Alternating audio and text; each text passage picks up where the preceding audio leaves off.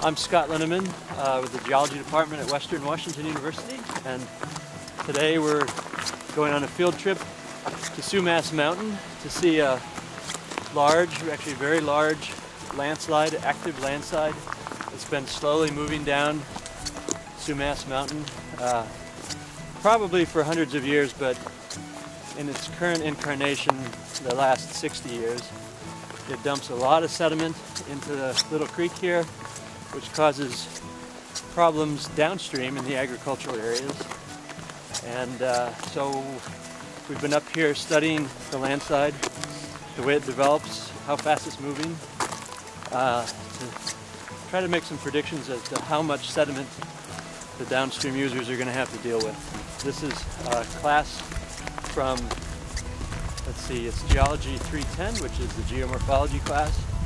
That class studies beaches and glaciers, and rivers, and hill slopes. And landslides are the thing that moves the sediment from the hill slopes to the streams.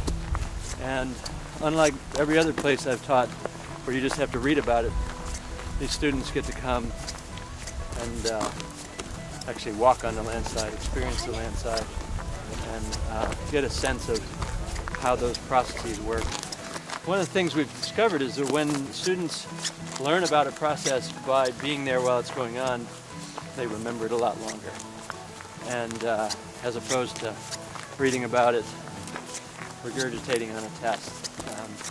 So I've had students come back and talk to me years after graduating. They remember every bit of this afternoon because it was something that they've never seen before. And it's important geologically, like I said, because landslides are the delivery mechanism of sediment down to streams. And this one just happens to be a really big one.